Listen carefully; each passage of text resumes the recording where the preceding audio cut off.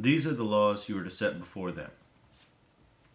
If you buy a Hebrew servant, he is to serve you for 6 years, but in the 7th year he shall go free, without paying anything. If he comes alone, he is to go free alone. But if he has a wife when he comes, she is to go with him. If his master gives him a wife, and she bears him sons or daughters, the woman and her children shall belong to her master, and only the man shall go free. But if the servant declares, I love my master and my wife and my children, and do not want to go free, then his master must take him before the judges. He shall take him to the door or the doorpost, and pierce his ear with an awl. Then he will be his servant for life. If a man sells his daughter as a servant, she is not to go free as men servants do. If she does not please the master who has selected her for himself, he must let her be redeemed. He has no right to sell her to foreigners, because he has broken faith with her. If he selects her for his son, he must grant her the right of a daughter. If he marries another woman, he must not deprive the first one of her food, clothing, and marital rights. If he does not provide her with these three things, she is to go free, without any payment of money. Anyone who strikes a man and kills him shall surely be put to death. However, if he does not do it intentionally, but God lets it happen, he is to flee to a place I will designate. But if a man schemes and kills another man deliberately, take him away from my altar and put him to death. Anyone who attacks his father or his mother must be put to death. Anyone who kidnaps another and either sells him or still has him when he is caught must be put to death. Anyone who curses his father or mother must be put to death.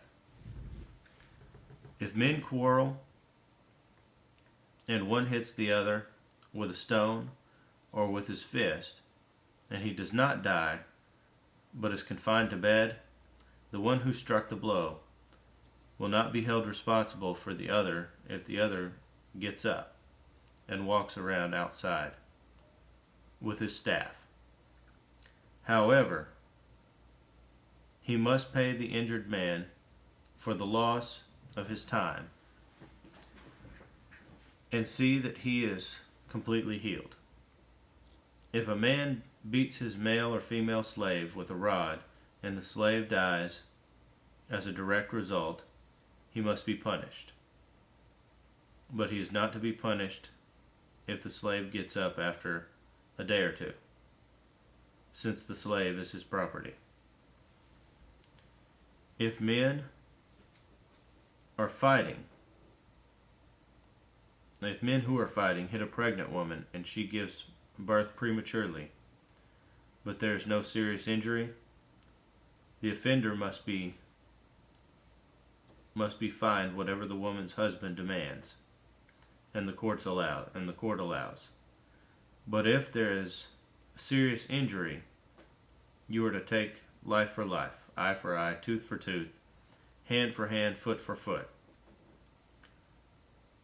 burn for burn, wound for wound, bruise for bruise. If a man hits a manservant or maidservant in the eye and destroys it, he must let the servant go free to compensate for the eye. And if he knocks out the tooth of a manservant or maidservant, he must let the servant go free to compensate for the tooth. If a bull gores a man or a woman to death, the bull must be stoned to death, and its meat must not be eaten. But the owner of the bull will not be held responsible. If, however, the bull has had the habit of goring, and the owner has been warned, but has not kept it pinned up, and it kills a man or woman, the bull must be stoned, and the owner also must be put to death. However, if payment is demanded of him, he may redeem his life by paying whatever is demanded.